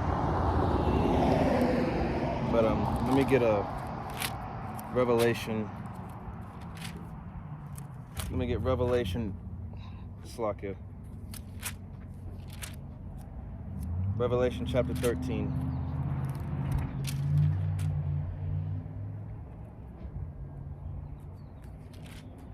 Revelation chapter 13. Starting at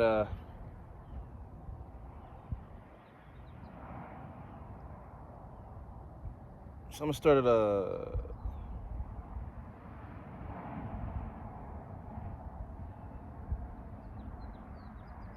at verse 13. "And he doeth great wonders, so that he maketh fire come down from heaven on the earth in the sight of men."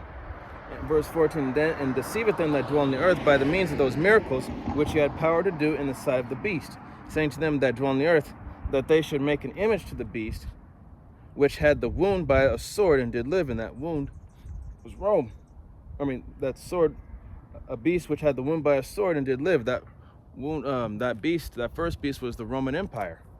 Okay. In verse 15, and he had power to give life unto the image of the beast, that the image of the beast should both speak and cause that as many as would not worship the image of the beast should be killed.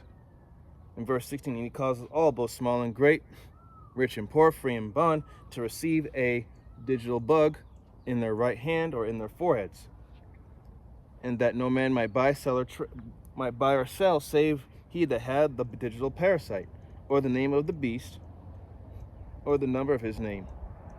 Okay, so, and this modern day image is going to be that little grain of rice, that little digital parasite. Okay, and if you do not take the knee, you're going to be put to death. Okay, Esau Edom is going to search out those who are not going to take that digital grain of rice, and he's going to put them to death. How? They're bringing back the guillotine, or chop your head off. So some of us are going to be martyrs. Some of us will be thrown into FEMA camps. In fact, let me get that. Revelation 12 and 12. Oh, no, not Revelation. Yeah, let me get Revelation 12 and 12, and it says, Rejoice, therefore rejoice, ye heavens, and ye that dwell in them. Woe to the inhabitants of the earth and of the sea, for the devil is come down unto you, having great wrath, because he knoweth that he hath but a short time.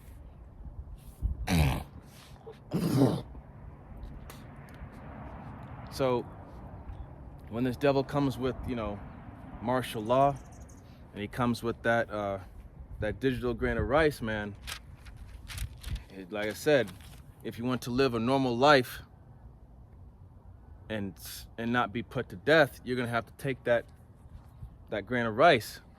If you don't, then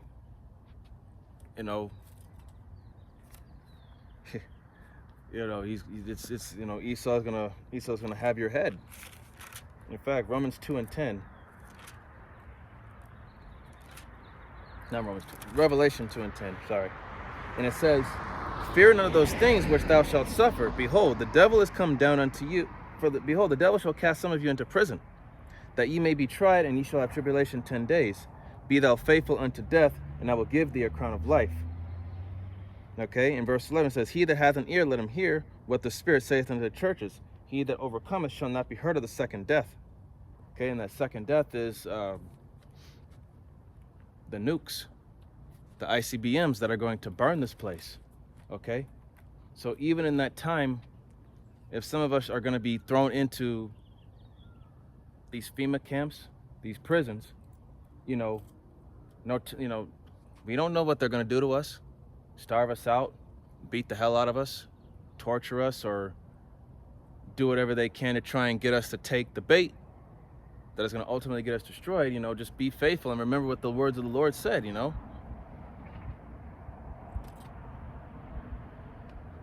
We're not going to take that knee. Just like how Shadrach, Meshach, and Abednego, how they didn't bend the knee for that golden image. Right, let me get Exodus here.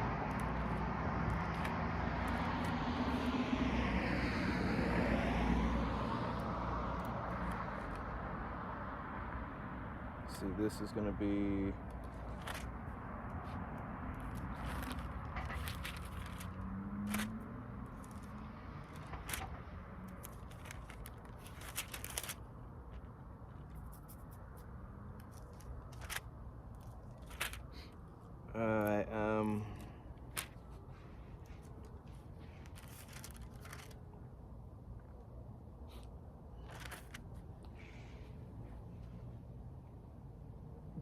excuse me. Let me see here.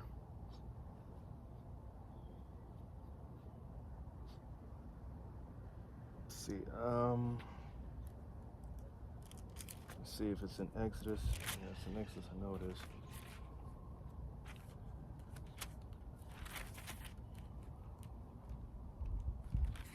Okay.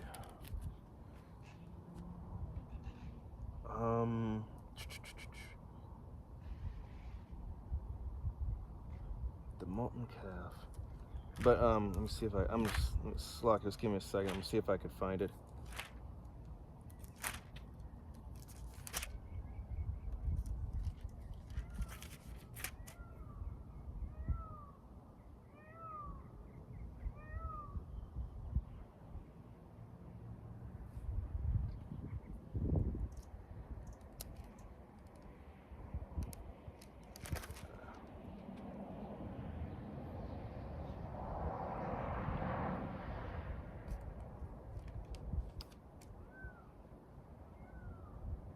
Okay.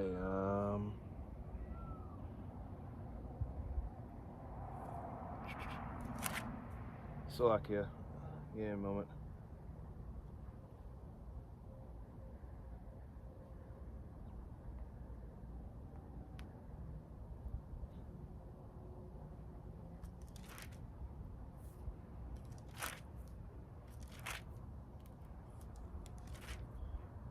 All right. In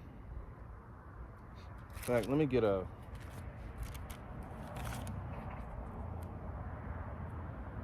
Let me get the book of Genesis. I'm gonna start going back to Esau and who he was back then. So let's see. Okay, so here we go. This is Genesis 3, starting at the top, verse 1, and it says, "Now the serpent was more subtle than any beast of the field." And remember, the serpent is a parabolic. Okay, it's not talking about an actual snake. Because what do you call a person that's very deceitful, talks shit behind your back, and fucks people over? You call that person a snake or a serpent. Sorry, my back is hurting. So starting again, Genesis 3:1. Now the serpent was more subtle than any beast of the field, which the Lord Yahweh had made.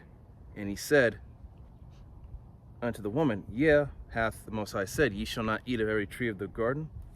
And these trees are talking about philosophies, they're not talking about actual fruit. Excuse me.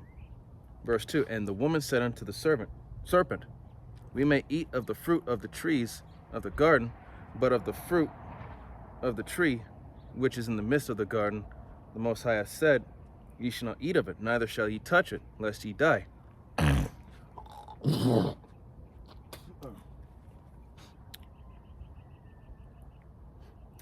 In verse 4, and the serpent said unto the woman, ye shall not surely die. Verse 5, for the power doeth know that in the day ye eat thereof, then your eyes shall be opened, and ye shall be as gods, knowing good and evil. Okay, so taking on those philosophies of the other people.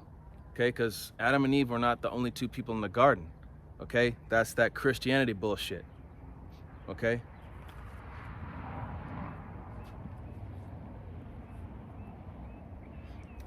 And verse 6, and when the woman saw that the tree was good for food, and that it was pleasant to the eyes, and the tree to be desired to make one wise, she took of the fruit thereof and did eat.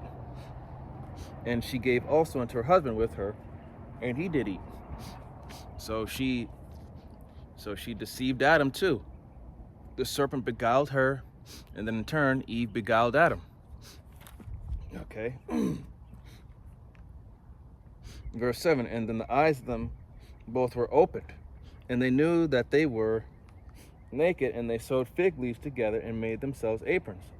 Verse 8, and they heard the voice of the Lord Yahweh, Ba'ashem Yahushua, walking in the garden in the cool of the day. And Adam and his wife had hid themselves from the presence of the Lord Yahweh Ba'ashem Yahushua amongst the trees of the garden. And the Lord Yahweh Ba'ashem Yahushua called unto Adam and said unto him, where art thou? He said, I heard thy voice in the garden, and I was afraid, because I was naked, and I hid myself. And he said, who told thee that thou wast naked? And hast thou eaten of the tree whereof I commanded thee that ye shouldest not eat? And the man said, the woman whom thou gavest to be with me, she gave me of the tree, and I did eat. And the Lord Yahweh Ba'ashem Yahushua said unto the woman, what is this that thou hast done? And the woman said, the serpent beguiled me, and I did eat. And the Lord Yahweh Ba'ashem Yahushua said unto the serpent, because thou hast done this, thou art cursed above all cattle, and above every beast of the field. Upon thy belly shalt thou go, and dust shalt thou eat all the days of thy life. So that serpent, back then the serpent was a person of color, before later on they had their pigment stripped when they were Cain and ultimately Esau. Yahweh Shem Yahushai cursed that serpent to be the lowest of the low, okay, because they were wicked and deceitful, okay? They were not honorable, they were not of a pure mind. Because the serpent had, brought, he was a home wrecker. He disrupted the bond between Adam and Eve. He disrupted everything. In verse 15 it says, I will put enmity between thee and the woman, and between thy seed and her seed, talking about her seed. That's not saying that a woman has seed, because a woman doesn't. It's talking about Israel, the sons of the righteous, the sons of God. Okay? So between thy seed, the cursed seed, and her seed, the seed of the righteous, it shall bruise thy head, and thou shalt bruise his heel. Okay? So, and this is the reason why you women have to go through this. Verse 16, unto the woman he said, I will greatly multiply thy sorrow and thy conception. In sorrow thou shalt bring forth children, and thy desire shall be to thy husband, and he shall rule over thee. Okay? So a man is supposed to be over a woman.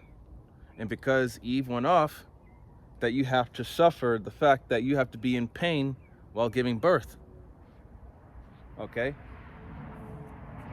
That's why it's absolute hell for you to go through giving birth.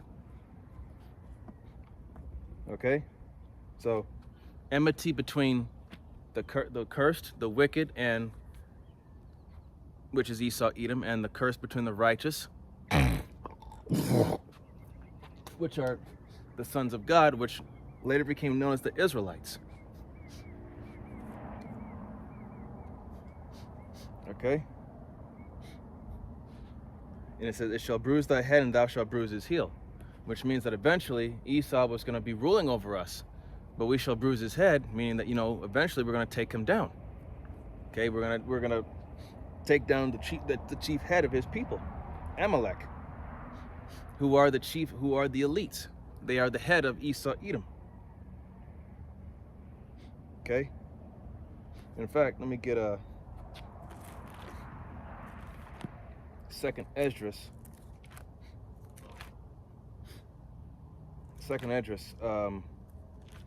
chapter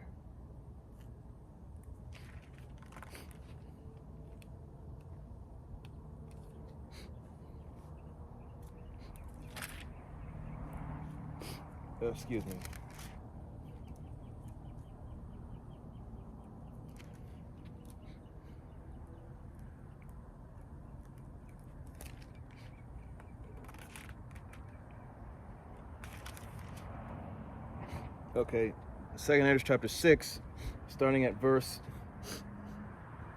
7, it says, Then answered I and said, What shall be the parting asunder of the times? Or when shall be the end of the time of the first, and the beginning of it that followeth? So that first is talking about Esau. What shall be the end of it? Again, the first shall be last, and the last shall be first. Or the last shall be first, and the first shall be last, right? And it says, And he said unto me, From Abraham unto Isaac, when Jacob and Esau were born of him, Jacob's hand held first the heel of Esau. Verse 9, For Esau is the end of the world, and Jacob is the beginning of it that followeth. Okay? So Esau is at the end of the world. This is the last... This is the last of the captivities that we have to go through. And right now, Esau, Edom, is the end of this world. Okay? He's the last one that we have to endure. And after that will be the beginning of Jacob. When Jacob, the Israelites, will be back in the position of rulership and dominion. All right? So, just like how that serpent was a liar from the beginning and beguiled Eve and got her to turn against Adam, and she tricked him, when with Cain, he murdered his brother, And he lied to the Most High, saying, I know not where he is. Am I my brother's keeper? And all the way down to Esau, who said that Jacob supplanted him these 2 times. Jacob didn't supplant you for the birthright. You gave it to him. He didn't trick you. You gave Jacob the birthright. Which was pretty much the only righteous thing you could have ever done. So thank you, Esau. We greatly and wholeheartedly appreciate your contribution to the cause. Okay? So again, you know, this is all prophecy, man. There's nothing new under the sun. Okay, in fact, let me get that.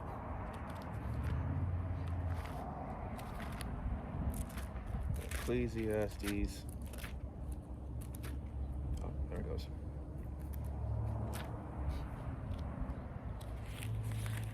Ecclesiastes chapter 1, starting at the top, verse 1, it says, the words of the preacher, the son of David, king in Jerusalem, who is Solomon. Verse 2, vanities of vanities, saith the preacher. Vanity of vanities, all this vanity. Verse 3, what profit hath a man of all his labor which he taketh under the sun? Verse 4, one generation passeth away, and another generation cometh, but the earth abideth forever. Verse 5, the sun also ariseth, and the sun goeth down, and hasteth to the place where he rose. Okay? So if the sun riseth and also goeth down, because according to Esau Edom's pseudoscience, we live in a heliocentric universe, which everything revolves around the sun. But no, we live in a geocentric universe where the sun and the moon revolve around the earth. The earth don't move. So that's another thing of one of Esau Edom's pseudoscience, one of his lies. So if the sun is going up and it goeth down, that tells you that the sun is moving. It's rotating. Okay, and it says, verse 6, the wind goeth toward the south, and turneth about unto the north. It whirleth about continually, and the wind returneth again according to his circuits. Okay, so Yahweh Shimei Shai has it to where, you know, it's a cycle. Okay, the wind turneth about whatsoever, right? And who does that? Yahweh Shimei Shai. He's laid certain boundaries within the earth and how things work. Okay, in verse 7, all the rivers run into the sea, yet the sea is not full, unto the place from whence the rivers come. Thither they return again. So there is no new water. Okay, when there's like a pool of water. Okay, now if the sun dries up that water, evaporates it, you know, through the process of precipitation, there's water in the air, H2O. So through the clouds, which are made of water vapor, when they come together, it makes rain. So there really is no new water. It just, so, you know, Esau Edom, once again, is a liar. Yahweh Shimei Shai made everything as it is to be, within its measure and within its boundaries. Okay? Verse 8, all things are full of labor. Man cannot utter it. The eye is not satisfied with seeing, nor the ear filled with hearing. Verse 9, the thing that hath been, it is that which shall be. And that which is done is that which shall be done. And there is no new thing under the sun.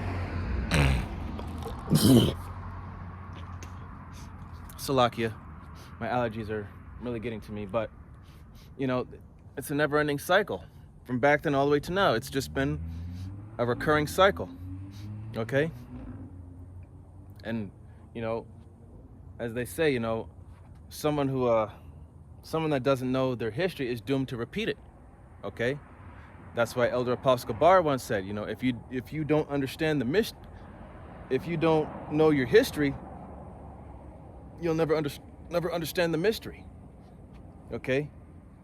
You know, wars, famine, and how empires came to being and how they fell, and you know, and amongst other things, you know, it's all a repeating cycle. You know, no matter which king or which kingdom or empire rose up, they all fell down. Pride, famine, And you know that, like I said, man, it's all a repeating cycle. In verse 10 it says, "Is there anything whereof it may be said, see, this is new? It hath been already of old time, which was before us." Verse 11, "There is no remembrance of former things, neither shall there be any remembrance of things that are to come with those that shall come after." Okay? So,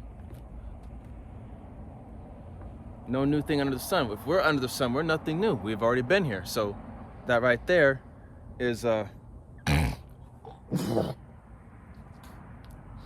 that right there shows you that reincarnation exists. In fact, let me get excuse me. Sorry, my allergies are just popping off right now. Ugh.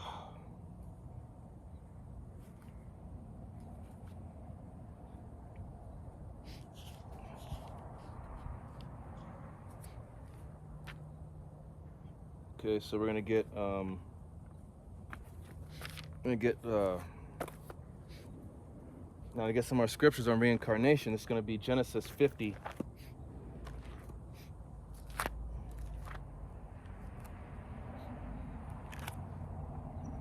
Genesis chapter 50, verse 23.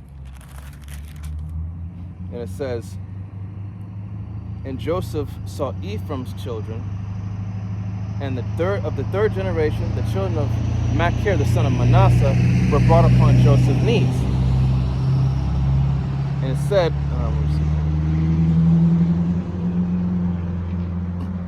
so this is basically going into, let me get hold on, that's not the one I was looking for.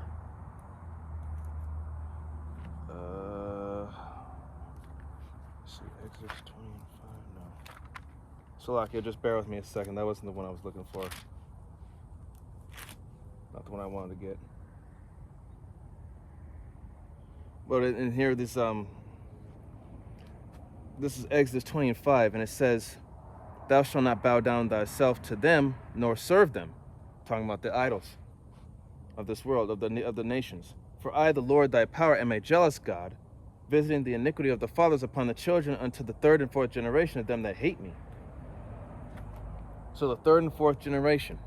Lord willing that we're not a part of the third and fourth generation that hate Yahweh B'Shem Yahushai. Now let's go back to, what was it, Genesis 38.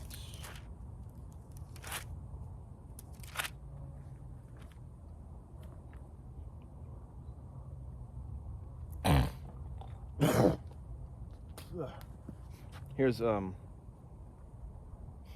Genesis 38:6. "And Judah took a wife for his firstborn, whose name was Tamar. And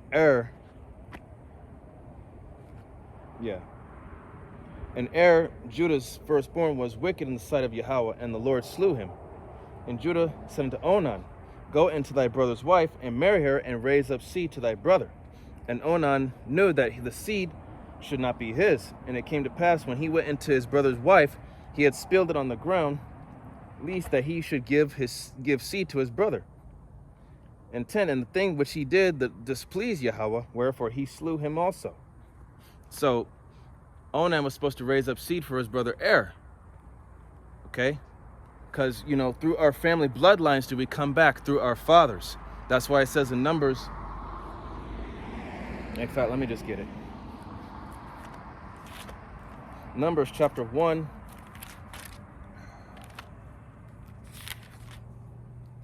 Numbers chapter 1, verse 18, and it says, "And they assembled all the congregation together on the first day of the second month, and they declared their pedigrees after the families by the house of their fathers."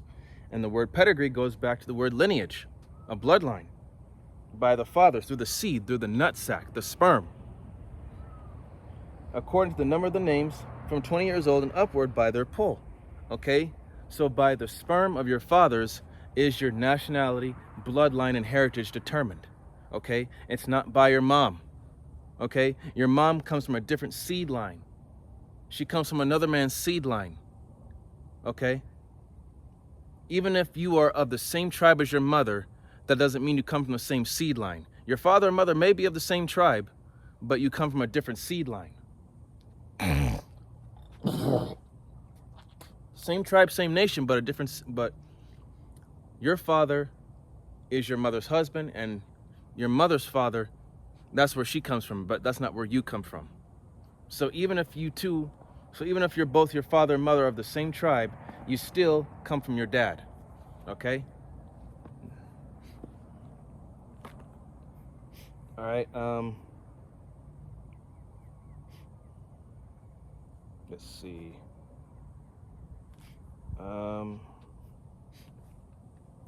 Let's see here.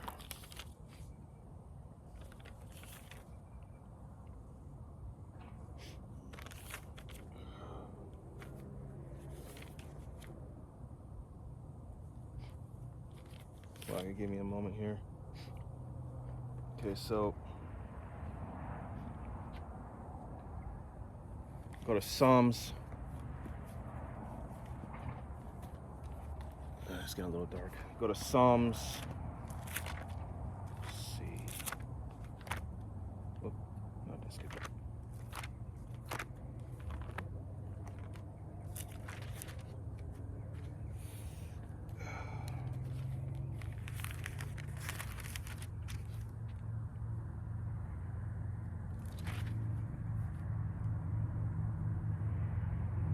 And this right here goes to show that the earth is not moving.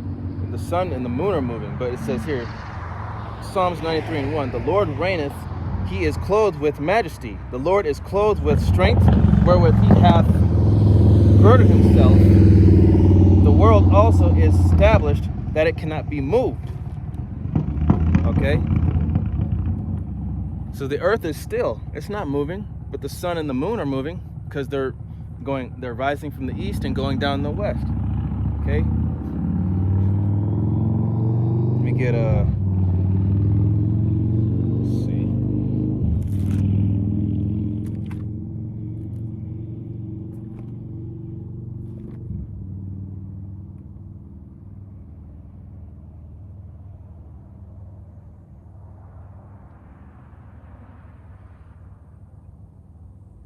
Okay,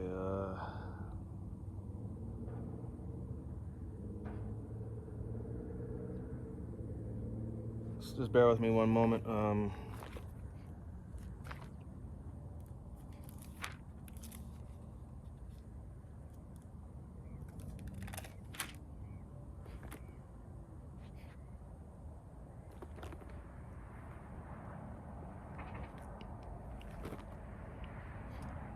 129. In fact, let me get there's one scripture I wanted to get in Ecclesiastes that goes to show you that there is no hell, because hell represents the grave, and it also represents a state of being, like a condition. Right now, we're in hell, dealing with these infirmities such as physical ailments, sickness, not just physical health, but it could also be family. You could be going through something with your loved ones, like child support, or you have a disobedient, disrespectful wife, or unruly children, or whatever your case may be. We're in hell right now. All right, this is, oh gosh, Ecclesiastes, Shalakia, chapter 12, verse 7. And it says, then shall the dust return to the earth as it was, and the spirit shall return to unto the Most High who gave it. Okay? So when your spirit leaves your body, it goes back to the spirit realm. Okay? It doesn't go to some place deep beneath the earth's surface and you burn for all eternity, and there's some red-skinned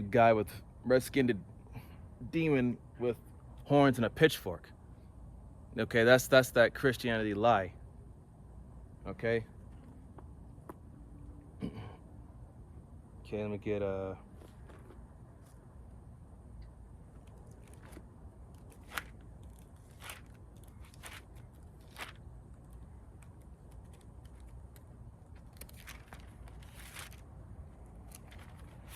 to you. Psalms 104 and 29.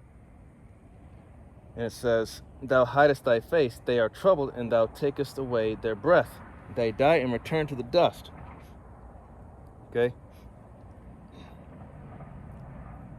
In verse 30, Thou sendest forth thy spirit, they are created, and thou renewest the face of the earth. Okay? So, this body, these physical vessels, these meat suits, you know, as soon as we're born, we grow, we age, we wither away, and we die, and we go back to the dust, because these bodies are made of the elements of the earth. But our spirit is renewed through the act of reincarnation, when one of our descendants or one of our family relatives, you know, who is a man who pops seed into a woman, you know, whenever that time comes, you know,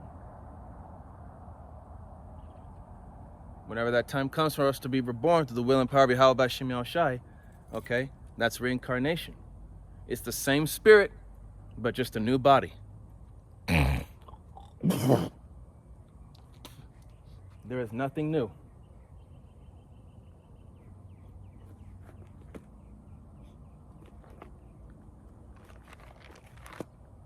Slakia. Getting a little dark, but